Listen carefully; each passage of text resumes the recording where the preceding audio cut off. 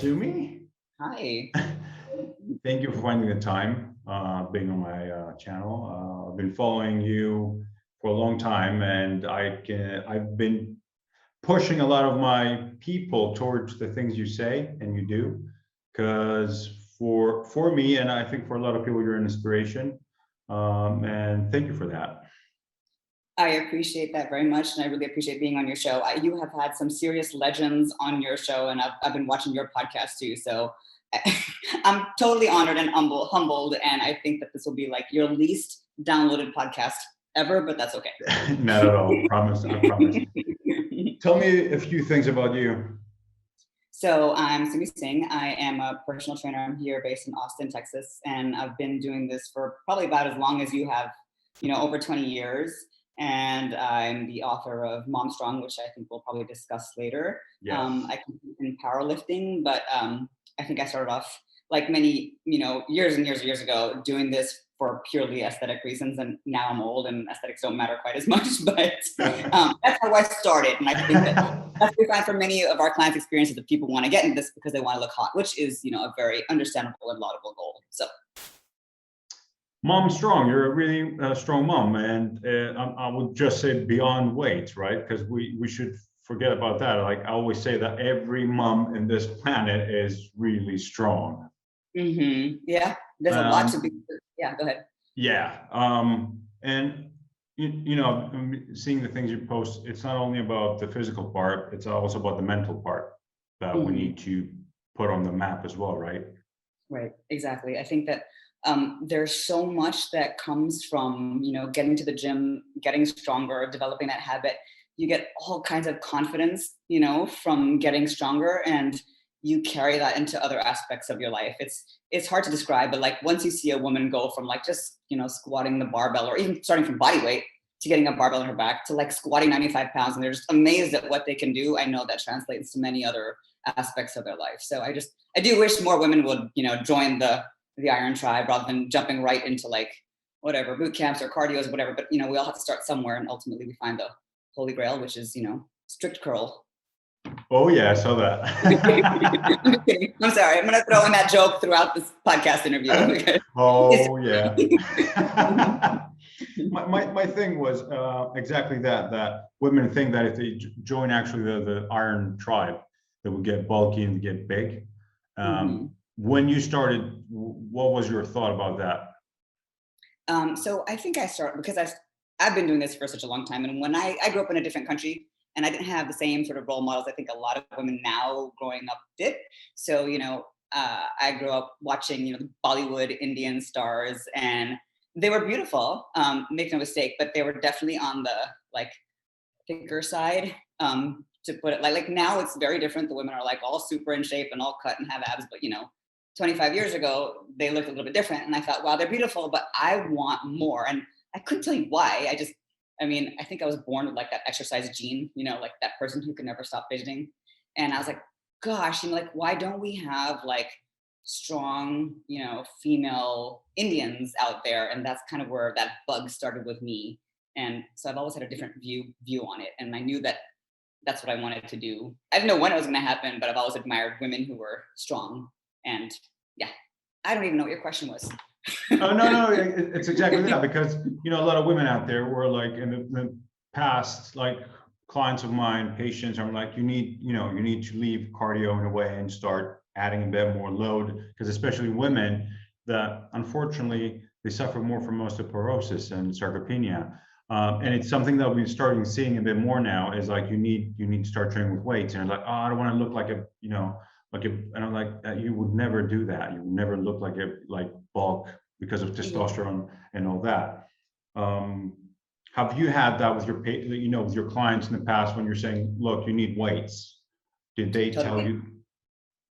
Yeah, and coming from the first-hand experience, my mom has osteoporosis and osteopenia, kind of much like your mom does, and they grew up in a different generation where they didn't lift weights. So I knew that when she was going through all that, I'm like, that's not what I want out of my life. And I know that most people get into weight training, we're not actually thinking about that. Like I certainly wasn't thinking about the bone density stuff back when I started, but that's one of those amazing benefits that come with getting stronger, is that your bone density gets so much better. And a couple of years ago, I got my first bone density test just out of curiosity because I had been lifting, for so long. And I was just like, I kind of wonder because I'm very small frame. Like I just have really, really tiny, like my wrists are super, super small. Like I'm just tiny, right? And I figured, gosh, is like has all the work that I've been doing, has it amounted to anything?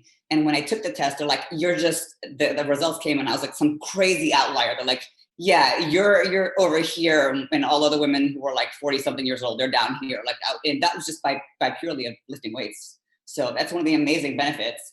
And I know we don't think about it like as we get older, but like, I don't want to be, in my 70s or 80s as a woman, super frail. And, there's so much risk of falling as you get older and breaking your hips. And, as a single parent, it just makes me super paranoid to think that somebody would have to take care of me, I don't want my daughter having to take care of me in my old age. I want to be as strong as possible for as long as possible and to not have to rely on anybody else. Because, It makes sense because people avoid it. And I'm not going to lie, regarding the aspect of training, and every kind of training is good, but when you need specific results, you need specifics, and you're not going to get all that with being on a treadmill or on a cardio machine, right? Totally. Yeah, absolutely. You're not going to get the same kind of gains as you would by just gradually and progressively, overloading as we do. Unless you're like super, super frail or very elderly, you're just not going to get much benefit from walking. So, and I love walking. I'll walk for days and days and days. Yeah, but I don't do that for the benefit of, building bone density. I do it because it's fun and I like to be outside and walk my dog and that kind of thing. You've been doing this for 20 years, right? What has been like a monumental change in the mindset on all these years training? I know you've been training with a living legend, Lyle, and we're going to chat about him for sure later on. What was did you start with weights? Did you start with group training? How was your kind of regime? I guess the first monumental change was when I was 13, and way back when, and I got into like track and field. And you think I'd be a runner because I'm totally built for running, but I wanted to do the throwing sports, and so I took up whether it was a good fit or not. Like I took up shot put and discus, and I remember like having so much fun. And I went to the gym, and nobody back in the developing countries, like people don't do that sort of stuff. Like little girls go to the gym, and I remember like bothering my parents. I want to go to the gym and get a gym membership, and I did. And I remember like how people would compliment me on being strong, and that was like the coolest thing. I'm like, wow, this is, as a little girl, like I'm sure that there's something that was so like transformative. I remember the guy who ran the gym was a bodybuilder. He's like, you could be so strong one day, and I was like, yeah. So that was, I think my mindset about how cool it was to be strong at such a young age was the first kind of step in thinking, wow, this is way cooler than anything else. But I had to table that for a little while, like graduate school, and all school kind of came, and sort of disrupted that whole train of thought for a while. But then after I graduated, I first got back to the gym, and I was, all about the aesthetics. And back then, actually, like I did fitness modeling. It was a thing, like you could model for catalogs. Like now everyone's an Instagram model, and I'm too old. But back then, I did like, jeans and yoga shoots and whatever. I don't even remember. I did a number of things. And after I did that for years, and then when I hit 40, I'm like, I'm probably too old for this. So the next monumental thing was, what can I do? Like I'm very goal oriented, having fitness photo shoots were a thing. Like at least there was an endpoint and a hard goal, and I loved doing that. But I'm like, this is going to get old quickly. So I was like, I want to do something that's pure strength, and that's where powerlifting came in. So that was the next sort of monumental thing. That was a huge shift because as you may or may not know, like I'm just not really built for the sport. Like I know I look big in some photographs, but I'm 114 pounds and I'm over 5'5", so I'm on the smaller side. I look huge, right? you know how it is. Like when you lean out for a shoot, you look big, right? So anyway, so going back to the powerlifting thing, that was a huge shift because I, decided to do my first meet and I enjoyed it so much. I made so many mistakes, but because I am not necessarily built for the sport, like I had to work a lot on my mindset. Okay. And that is work. Like that is, like Lyle, he's a fantastic coach. He takes care of all the like the little details that I would never, ever, ever bother with. but he doesn't do the mental stuff. Like he is not, and I don't need it. I don't need him to congratulate me or pat me on the back, or I don't need the attaboys. That's not who I am. But I had to work a lot on like that positive mentality, because what we tend to do is normal. We always focus on the negative, right? So like one thing goes wrong in your workout, you're like, oh, that was a terrible workout. I suck as a powerlifter. I might as well give up. Or, it just spirals, right? So I really had to work on correcting my thoughts on failure and not progressing as fast as I would like, because, you look on social media and everybody's doing, there are just some people who are just doing amazing things. I had to remind myself, I'm not built like her. I have no idea what her journey is. Like, there's another very famous powerlifter. She's my age group, same weight class, Marissa Inda, I'm sure you know her. Super, super, super strong chick. But she's like 4'11". So I got like 6 inches on her. But if I compare myself to her just on the basis of age and weight, I'm like, wow, I suck in comparison to her. But there's leverages and years of training. Like I know she comes from a gymnastics background and whatever, calisthenics. So she's been super strong. And she even came from a bodybuilding background, I think. So she's got all that going for her. So it's just a reminder not to, do that comparisons. What were the cues and what was actually how did you manage your mindset? What did you do? Did you talk to someone? Did you get books? How did you manage that? There was one amazing book that I've read. If you've not read it, I highly suggest it. It's called With Winning in Mind. It's by Lanny Basham. Yeah. Do you know it? Yeah. Yeah, and that book is like my Bible. I go back to that very frequently. When I'm coming up to a meet, I tend to reread it because it's just so good. And if you want to start down the path of mental training, I would highly suggest starting there. 100%. Yeah. What changes did you see in your body? When you shifted like to powerlifting? What was it like? Because powerlifting can seem hard work because if you do hypertrophy, you do physique, it's 45 minutes, an hour, let's say, and you're out of that's it, you're out. And powerlifting can be a few hours. Totally.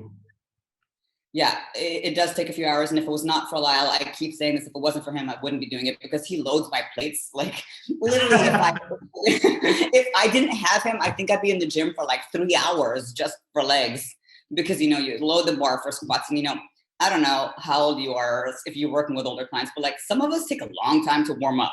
Like just the squat portion of the workout alone takes half an hour. And that's like 8 total reps, 8 heavy singles. And it's just like, what, they're just gonna have that one thing, right? Exactly. And the same thing with deadlifts. It's just like, God, everything takes so long. So if you don't have the time to dedicate to it, it is a time intensive sport. Very fortunate to have him.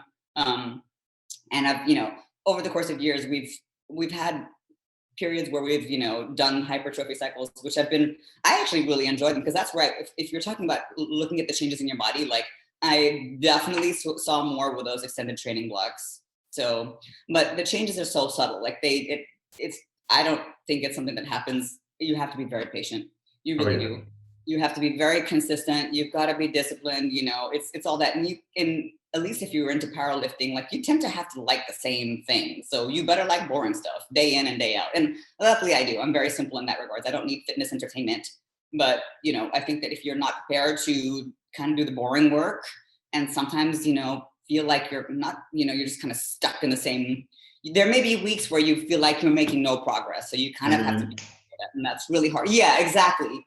But there's always an end point that comes that you're like, yeah, that's exactly what I've been working for. So I would say the body that you get is a nice side benefit, but I don't know if I ever, like I didn't look at it in the reverse. Like I want to have giant delts so that I could do rack pulls. It kind of happened in the reverse. Like, holy shit, all those rack pulls. Like I've always had like boulder shoulders. Like even if like prior to doing powerlifting, I did group fitness, a lot of that stuff for years and years and years as a group instructor. And even then as a body pump instructor, I had like big delts and I've always had big arms. And because my legs are so long, they've always been slow to respond. And that's still, all this stuff is still very true. Oh yeah, 100%. Yeah. What was a challenge? What was a challenge through the years? First of all, being a mom, finding time, but also what was a challenge on the whole aspect of that change? Because it takes balls to say that, you know what, I'm getting old, I need to leave this, I need to find something else. Yeah. What made me want to change, or what was the challenge of those 10 years, let's say, in powerlifting? Yeah. overall, the challenge is being a mom as well, right? Yeah, so I became a mom in my early 30s. So that was like 10 years later, I shifted to powerlifting. I'm not sure if I would have been able to do powerlifting shortly after having a child, just because it is so time intensive. And I don't think back then I would have. Like, as soon as I had my baby, I remember like there were weeks where you couldn't go to the gym just because, I mean, I had a surprise C-section. Had totally had not planned that happening, but it just so happened that I had a high risk labor at the time. And and so I was assuming I'm gonna come out of the hospital, everything's gonna be fine. That didn't happen. Yeah, exactly. That didn't happen. And the doctor's like, you have to wait. And so I did. It was surprising. It's surprising to look back at as egotistical as I am. Like, I think that I actually had common sense back then, and I couldn't tell you why. Like, I was like, yeah, like I have to be satisfied today with like walking from my house to the stop sign at the corner, and that's all I can do. So, like, every woman's journey is going to be different, and the big shift in if you're an athletic person is you're going to have to be okay with cutting your workouts really, really short and just doing what you can. And if it's 20 minutes, that's a total win, I would say. So yeah, there's no way that I could have done what I'm doing now back then. Just no. How was your mentality? If like through pregnancy and then postpartum, how did you see your body? How did you feel? Hormones? Yeah. So I think that with any woman who comes out of having a baby, they look down at their body afterwards, and it's kind of like a little bit horrifying. Like, everything is loose, and you used to have abs, and all of a sudden you don't. So that was really hard, especially with someone who we come from this aesthetics background, and prior to that, I was doing all the aesthetic based stuff. So I just tried not to look. I know it sounds strange and awful, but I was also like, Shaila was a really difficult baby. So I remember I was back then fortunate if I could like take a shower. So I don't even have time. I couldn't even think of that because I was so sleep deprived. Like, the first 9 months of her life, she like screamed the entire time. And the only time she was quiet was when she was nursing. And I swear she nursed like on the hour, every hour. Or when I was like holding her, walking her, putting her in the little baby carrier and walking. So that was like a blessing and a curse, because the weight came off like that. And I also breastfed. So I didn't really, all that was happening so quickly, and all the adjustments and being like a total zombie. And I don't recommend that to anybody. I don't think that's I was super, super active in my pregnancy, and my mom swore that just because I was always moving when I was pregnant, she got used to all that bouncing around. Like, that's the only way she knows how to relax is if you keep on moving. I'm like, this is a curse, So, and it was hard. Like, I think that, for women, as much as possible, if they can enlist all the help that is possible. Like, I had to be Miss Independent. That was really stupid of me. Like, I was like, I don't need anybody's help. I can do this alone. I'm an independent woman. And because of that, like, I hardly had any time for myself. And so that made me like mentally kind of unhinged. Like, I remember like kind of losing my crap, in places like the grocery store or at the doctor's office for no apparent reason. I'm like, something is wrong, because I wasn't taking care of my head. You really become like, if you don't do that, if you don't learn to outsource, that would be my kind of tip in retrospect to other women, whether it's babysitters or family, like, you live abroad as I did, like my parents live in India and I was in America. And my mom came for the first like 3 months of my pregnancy, which was or postpartum, which was very helpful. But you need longer. I mean, some women do, right? Yeah, I know. We're expected to, I think I was back to work in like 6 weeks or 7 weeks. Something. It was dumb. Like, but that's the American way, like you get right back to your life. Everything is normal now, right? Oh, yeah. Yeah, exactly. And exactly. Oh, sure, everything's normal. Like, it was just so not normal, right? I don't recommend that to anybody, but I think that that's everyone's journey to walk. Like, if the more you can outsource, if you have a helpful spouse, I didn't, if you do, certainly somebody needs to take the burden as well. Oh, 100%. And thank you for saying that, because yes, you're super moms, but you need time for yourselves. And when did you get your body back? When did you get yourself back? How long did it take? I mean, I would say at least a year. I was lucky that the weight came off quickly. I'll say that for the majority of my life, I've been very much a weight maintainer. Like, I haven't had an issue with that. So I'm very fortunate, like, in that regard. Like, I gained 22, 23 pounds during my pregnancy and lost it fairly quickly. But, and I was back to my normal weight within a year. Wow. but I'm not saying that that needs to be the experience of everybody. Like that, it can take longer for some people, just depending on what your circumstances and how much you gained. And some people have some serious complications postpartum that don't allow them to get back to the gym as soon as they wish. And life is unexpected. You just don't know what's going to happen, right? 100%. Yeah, I mean, women are expected to get back, and especially now on social media, you see women who are like 6 or 7 week supermodels right back on the runway. It's like, that's not normal, or not. It's certainly not. Yeah, it's certainly not the average experience, for most women, and that's a lot of stress. Plus, you shouldn't be. A lot of people see pictures and they're like, "Oh, I want to look like that." And it's like, just a picture. That specific time. It's not always like that. Yeah, I'm glad I didn't have social media. Like, I mean, that was Shaila's 13 years ago. There was no Instagram or Facebook even. So I'm so glad that wasn't something that I felt compelled to do, because God, that would drive me crazy. There's so much pressure on girls to be in a certain, shape or look a certain way that is, not a good place. Was that how did it start? Mom Strong, a 12-week home program to become a stronger, fitter mom. How'd that start? Which is, as I told you, I loved it. I loved it.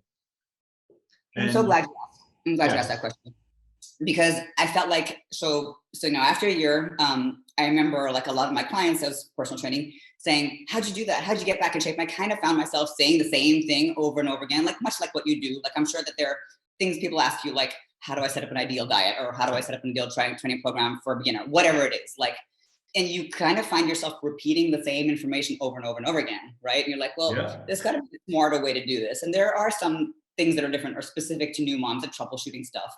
And whenever it was that I wrote it, I remember speaking to Lyle. You and I were talking about him earlier, and like, I've known him for a very long time. He's like, why don't you just write a book?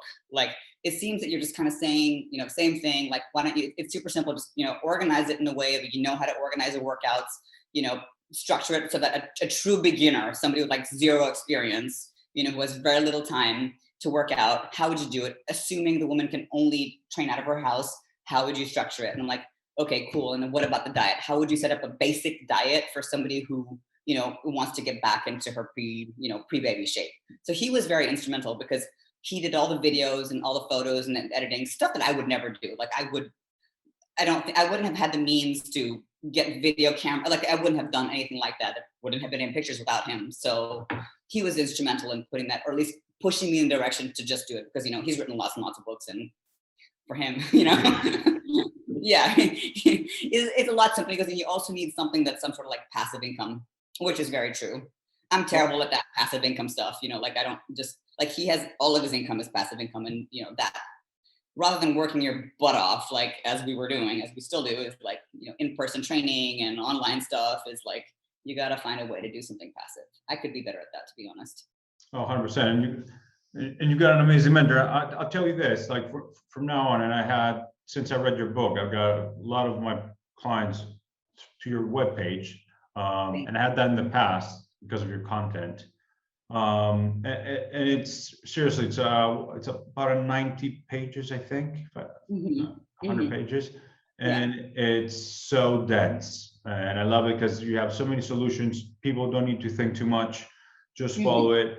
You've got really nice how you segment it. It's amazing. It's a really nice tool.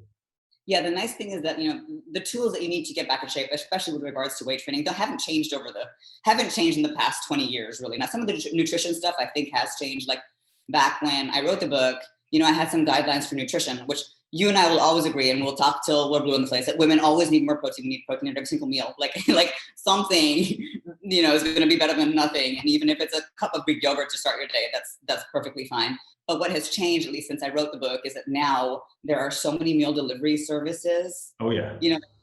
That'll like give you weeks worth of food frozen, and based on your weight loss goal. So let's say you want to weigh, whatever, you want a 1,200 calorie a day diet, whatever the case is, they can do that for you. And it's all like bro foods, but they're like delicious bro foods.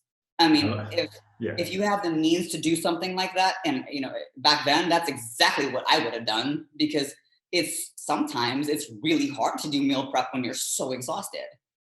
So that would be that's like, if I can promote that as much as possible. I didn't put that in the book because back then it just wasn't a thing. So Now you took me through that path. How did you manage, a lot of women regarding, the menstrual cycle, and I point them all the time. I said, if you want to know your body, woman's book, 100%. totally. Yes. It's like the Bible. Thank you, Yep. Lyle. Yep. Yep. Yes. He's also the guy that put women's training on the map by far. But how did you manage with water retention, if I'm allowed to say PMS, with all those cycles going on? Because a woman, I love that quote, and I quote Lyle again, a man is the same asshole for 65 years. Women are 30 different people in 1 month. Yep. Talk to me about that. So the thing is, you and I come from such a different background in the sense of we actually track this stuff. And I've tracked it for years. And I don't know if this is your experience with clients, but I know how much weight I'm going to gain if it's PMS week. I know how much I'm going to drop. It's like clockwork. But there are women who I counsel who still aren't aware of this. They're like, oh my gosh, the scale went up. I'm like, you're a menstruating female. It's people don't know what they don't know. I'm like, you got to start tracking. There's going to be a weight that you're going to be during during the week that you bleed, and then there's going to be a weight that you're going to be 1 week out from your period, and you have to know what it is, because especially if you're a power lifter and you're trying to make weight, this is a huge difference. That's not the average person, but still, it helps women stopping from freaking out, because oh my god, my hunger is off the roof, or my cravings are, I can't control them. And so you need to strategize. Certainly don't start a diet during PMS week. That's right. And have all the tools that you want, especially if you're trying to lose weight. If you're the kind of woman who craves chocolate, maybe find, there are so many products out there that there's a chocolate, a hot chocolate diabetic tea or something, things that taste like chocolate, or even decently good sugar-free hot chocolate, things that kind of hit the spot. Because you're not necessarily, there's a point in the night for us, we're not necessarily hungry, we've eaten, you just kind of crave something. And Lyle will say, it's cultural. Some women in some countries will crave XYZ. In America, it's typically chocolate, right? Or ice cream, something like that. So it's just figure out a strategy that that if this is what's going to happen and this is how you're going to feel. Buy the little items that you need just to last you, so that you don't go off the rails and go completely crazy. Because this is life. And for the next, whatever, once you get your period and you're first time you get it, it's welcome to 40 years of this misery.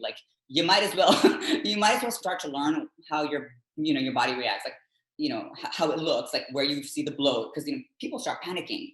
What did I eat? It's well, maybe just that time of month. So what are the tools you use to, let's say we have someone that has no idea of how to do it? How would you guide a woman of when to expect weight, how to measure how much weight she gained, yada yada yada, regarding the aspect of what to use? If it doesn't make the person neurotic, I highly suggest just daily weighing, for the entire span of your, I know that's hard for some people. They just prefer a once a week weigh-in, but if you're the kind of person who does fluctuate a lot, it's good to take, 7 days and then the average, and then figure that out, and then compare week to week of each cycle of your period versus, week 1 of your period versus, right during PMS week. So you have to track. I know it's gotten a lot of shame. People say, oh yeah, don't weigh yourself daily. It could drive you crazy. But if the opposite is just banging your head against the wall, thinking you haven't lost weight, but really it's nothing but water retention, well, hopefully you don't have to do it. Hopefully you don't have to do this forever. Yes, there are other tools. I'm sure that, you could do a waistline circumference measurement or something like that, or, pictures, another set of eyes. We are our worst critics. I don't trust myself even. I could look at myself and be like, yeah, I don't see X, Y, Z. And everyone's like, yeah, Yeah. We're our critic. Women are horrible. I don't know what it's like for men, but geez, the stuff that I hear is just, it's pretty amazing. It is, and I think you were saying about the shame, because I hear the same thing about intuitive eating, and we had a couple conversations with Lyle about that, which I don't really understand. Is if you want to results, you need a specific goal, you need to follow specific guidelines. It cannot be just vague, right?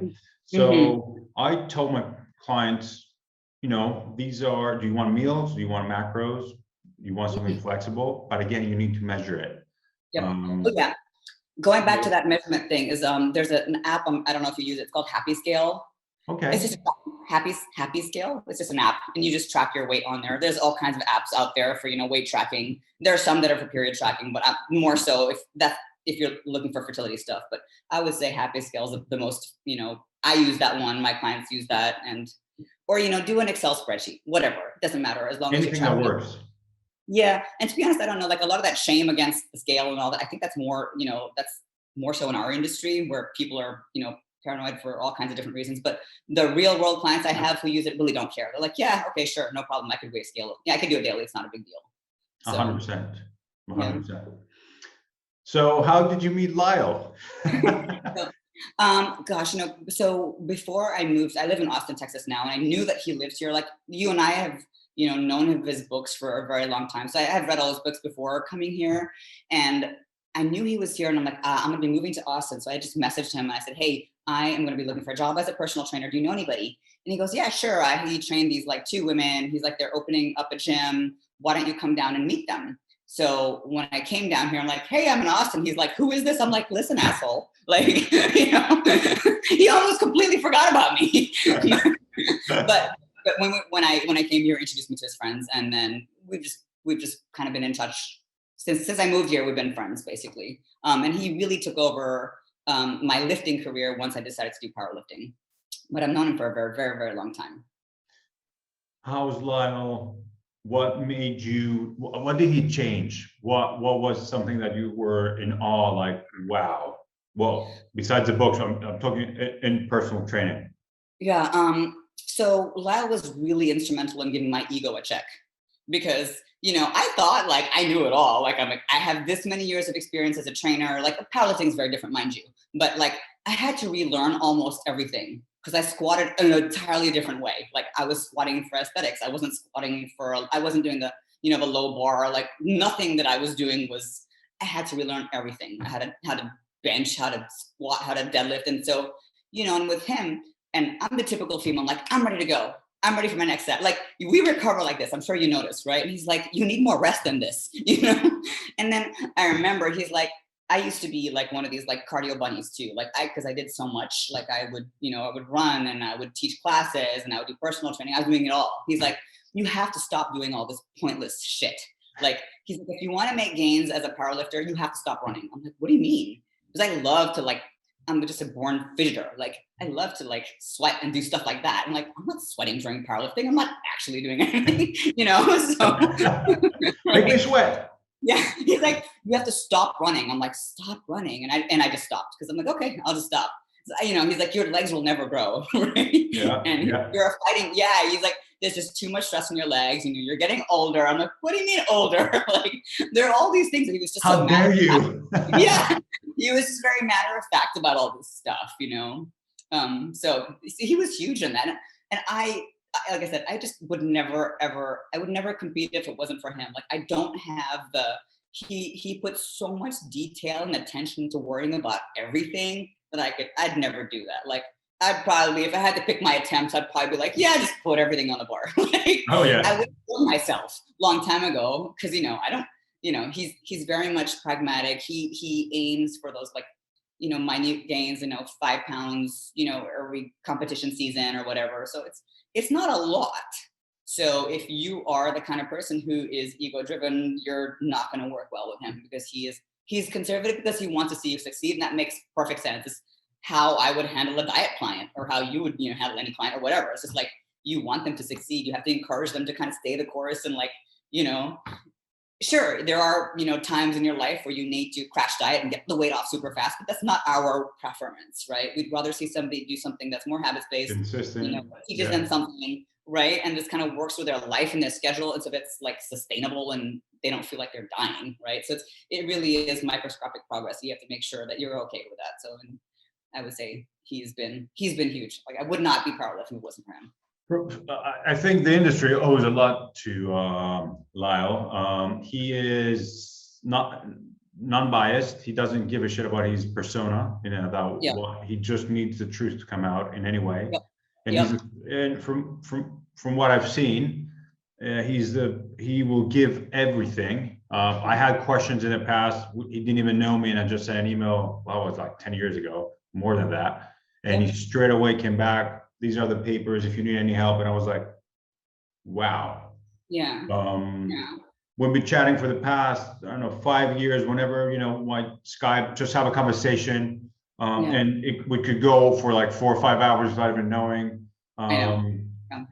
And if he will say, I don't know, which coming from Lyle, you know what I mean? He is, we owe him a lot. Yeah, he's somebody in the industry that people just love to hate and hate on for no reason. And he'll often come up with stuff that, he's done it like 10, 15, 20 years ago. He'll say something like, I remember the whole weighted vest thing. Do you remember then, like, I think it was back in Rapid Fat Loss where he said, yeah, maybe we should, once people start to lose the weight, like add a weighted vest to offset some of the losses from dieting. And like now, whatever, 20 years later, I'm not quite sure when Rapid Fat Loss was written, but now everyone's like, oh yeah, let's get a weighted vest for the purpose of weight loss or when dieting, contest dieting. So it's kind of funny. And it's just one of those things, that he's talked about for a long time. So yeah, he genuinely cares about women. And I don't think that people see that because I know him personally because, I see him like 6 days a week with a powerlifting training, especially. And if I have a client, like a female client who she's struggling with something in particular, like whether it's some sort of like menopausal, perimenopausal, like, cause he is the man, some sort of thing with, supplementation. And I will just go back to him and be like, she's struggling with this. What's the best course of action for her? He'll be right on it. Like, he's always super helpful. Like, and I've known him personally, like he's had relationships with women in the past who I've seen him like just go out of his way to help them, even if they're not together. And he just helps people who want to be helped. And if you listen, and you see this in the group all the time, women will come with their questions and he will genuinely try to help them, steer them in the right path away from the woo. And, because there's a lot of woo out there. Oh yeah. And now it's a nice segue. There are a lot of supplements, a lot of magic pills, a lot of, I don't want to, well, it's not PG. So a lot of bullshit out there. What's your opinion on those supplements, those fast kind of way to be a super hot mom in like 2 weeks and all that? Sure. Yeah. I mean, so first of all, fundamentally, I get it. Like, I get who wouldn't want to be hot in 6 weeks? Like, we all would. It makes perfect sense. Like, yeah, exactly. Like, sure, sign me up for that. Like, give me the pill. And so it's very normal and natural to want a quick fix. It makes total sense. And then on top of it, you have all the stress on, today's mother is expected, not only to get back to work, but to, be a perfect mom to their baby and tend to the baby and then tend to the husband, keep a clean house. Like, and on top of it, you're supposed to look hot. You're supposed to be a size 0. Like, and you're supposed to be able to make magical meals every day. Like, I don't like, I see it like all the time. And it's this marketing, machine out there, they will spit out these like, stupid diets, like, and you'll have these mothers who come on, like I'm on these moms forums, obviously, because I'm a mom, whatever. But you'll see a lot of moms who will sell these programs and then they'll post something like, I lost 20 pounds using blah, blah, blah product, okay? And then in the comment section, you'll see all these other moms who are clearly paid to comment on this too, or whatever, like just, they're all in it together, but no one can see that, right? And so then you get all these people who are buying into these programs and they're not cheap. Like, these people are preying on their emotional weaknesses and they're forking over all this money. And it's so sad and it's so frustrating. And it's over and over the course of like my years of being a mother, watching this going, why? Like, you could, I mean, yes, I get it. It's hard to prepare meals, right? But it's basically, at the end of the day, all these diets are reduced calorie. That's it. You'll buy shakes or whatever, pay all this money. It's like, all you're doing is reducing calories. Sure, you're paying money to it and they simplify it, but you could do that by just, doing a high protein diet, throwing some fruits and vegetables or whatever. Like, I mean, it is very frustrating because people don't use common sense when it comes to that instinct of just wanting to look hot right now. And, we do live in a quick fix society where we want everything now. Nobody wants to work.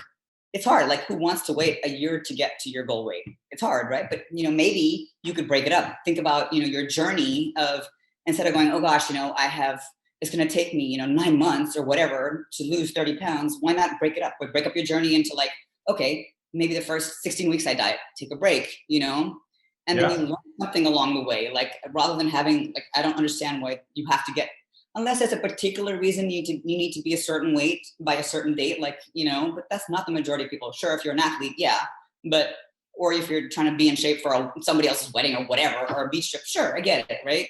But for the most part, you just chill out, You can look hot for as long as you want. And like more and more, that's the one thing about social media. I'll see women who are in their 50s and they look amazing. You got masters athletes, or you got women who still look great. And despite, being quote unquote older. So I don't know. It is very frustrating.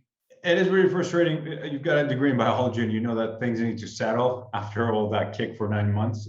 Yeah. So I always say that just let your biology, follow a plan. Yes. Don't set in stone, because there are a lot of things, life can happen. Yeah. And just relax and enjoy the ride. No gimmick, no pill, no crush diet.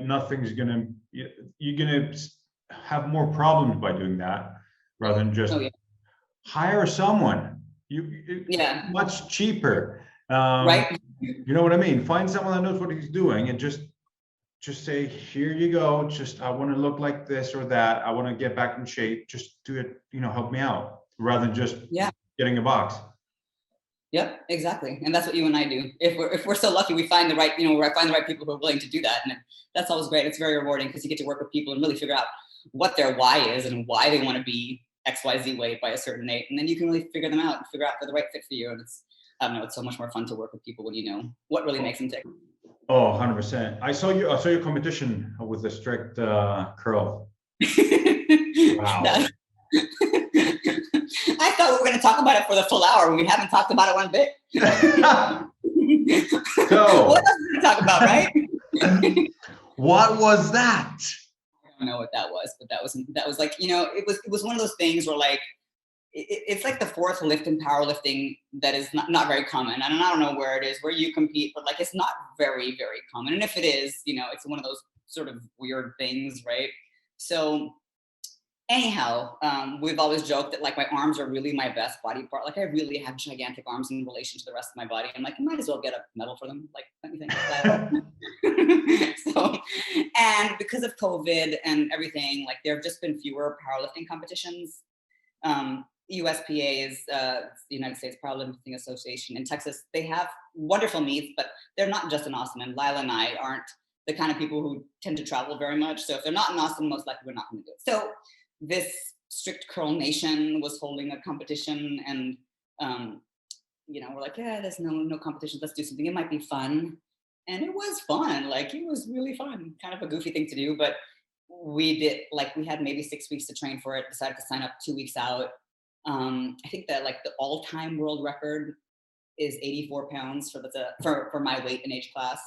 So, I hit 79 in training. I just kind of imagine like if I had actually trained like properly for it, like would I have been able to this is kind of cool. So maybe the next one. I qualified for the Arnold, so we'll see. Yes. Yeah, we'll see. Awesome shot as well on that bicep. I saw that picture. I was like, wow. I should just have a page for my, an Instagram page for my right bicep. Just, right? Girls have pages for their booties, and might as well do one for my biceps, right? Oh yeah. Well, right? Well, yeah. Why not? Actually, yeah. Why not, right? What's next? What's coming up? For me, in terms of training, there should be another next competition won't be for another couple months. We'll see if we do the Arnolds. That would be interesting if we did. And then the next powerlifting meet should be not until I think July or August. We've got some time. So in between now and then, I've got some work to do. I'd love to put some more mass on my legs, although it would be a miracle. It'd be a miracle. If Lau can achieve that, it'd be great, because it would take a lot of work on both of our parts. So especially because I'm such a good weight maintainer. It's not, I know it sounds stupid, but like I tend to maintain my weight fairly easily, that I almost think it'd be like a lot of effort to put on more weight. Guys, please don't hate her. She's lovely, okay? Yeah. Also, for better or for worse, I need to learn to calm down in terms of I can't sit still very long. And you have to be the same way. Because you're, right? I'm one of these people like, oh, you can eat whatever you want. I'm like, I don't sit still all day long. And you're like, yeah, it's like, I'm surprised I'm not vibrating right now. For as long as we've been talking. I'm the same. Oh, I cannot sit still. It's like just crazy. but what's next for you? What's next for me? So I just qualified as a chiropractor. So that was a 5-year journey that, wow. Congratulations. Thank you. That's Uh, big. yeah, so staying in London for now, just working with the Giants as well. Being a chiropractor and just helping with any rehab, anything needed there. Some athletes, again, I'm going to be traveling again when all this thing comes down a bit. So do you do their like chiropractic adjustments for the athletes when they're traveling? Is that what you do, or is that what you As plan to do? well, yeah, Okay. I can handle the rehab if needed. If there's an injury in between events, Hmm. I can do their prep also for like kind of SNC towards something more specific. Yep. So yeah, but imagine having like a 200 kilo, 6'7" guy on your Holy shit. bench. Yeah, that's Oh my really God. interesting. So are your athletes? I know that you do a lot of tennis players, or did I Yes. imagine? Okay, Yeah. tennis. Okay. Wow. Yeah. Gosh. Yeah. So it was really funny because I went from like track and field, MMA, a bit of Olympic lifting, a couple of CrossFit and powerlifting guys to the strongman, which was different kind of wow. And then in between tennis players, general population as well. Uh-huh. Because we're being associated in a clinic in Hampton outside London called Spine Central. Um, so yeah, Cool. So if people want to like get a session with you, they have to go to Spine Central to find you and book a yeah, session. yeah, Well, awesome. Good for you. which Wow, is that's big fun. news. Yeah. Cool. Are we gonna see a new book?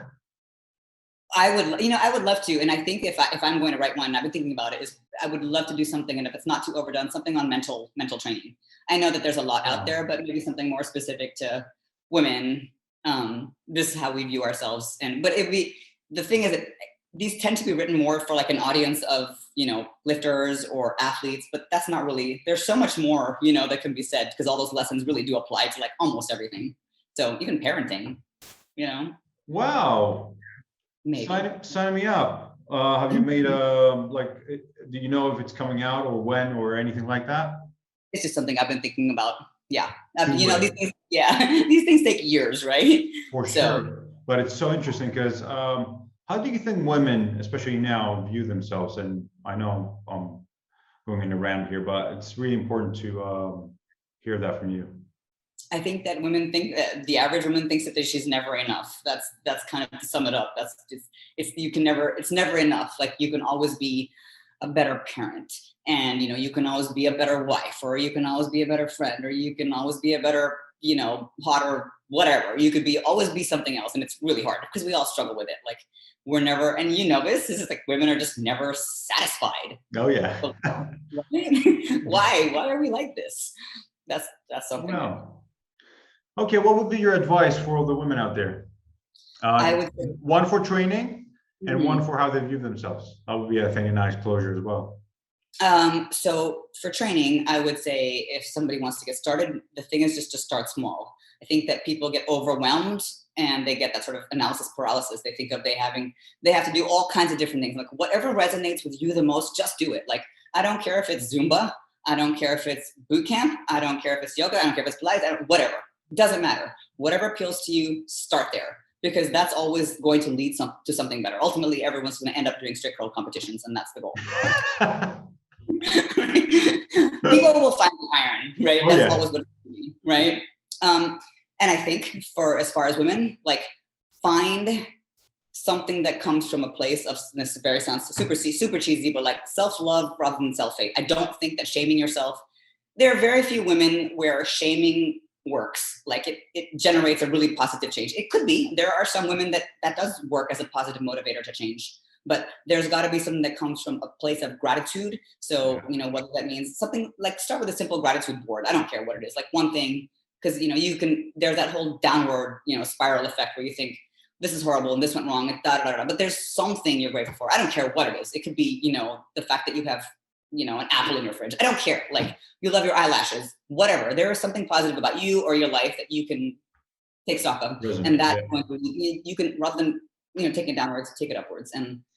And, I think that if we can embrace just the small changes, like whatever it is I accomplished, if I was able to go for a 5-minute walk today, I think that's great. Yay, celebrate that. Wow.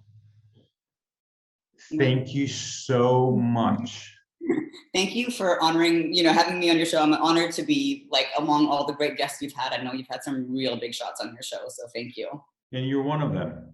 Oh, I thank mean you. it. I mean it. First of all, it's what I told you in the beginning, that the things you put out there, and like especially now, like with actually what you said about that book, because it's amazing that we look at muscles and we forget the main muscle, which is our brain. And saying that, actually, I think I'm gonna be texting you every day when the book is coming out. Because it's a massive, massive thing that people need to start thinking about. And the way that how you word things in your book, and the way how you're really humble and you're creating a massive change out there. And I thank you for that. Thank you, Rocco. I really appreciate that. Very kind of you. I know you got a lot going on in your life, and so thank you for making the time today. Thank you. Oh, it's my pleasure. And it's a date, me, you, and Lyle at some point in Austin. That'll be fun. That'll be fun. All right. Thank you so much. Bye.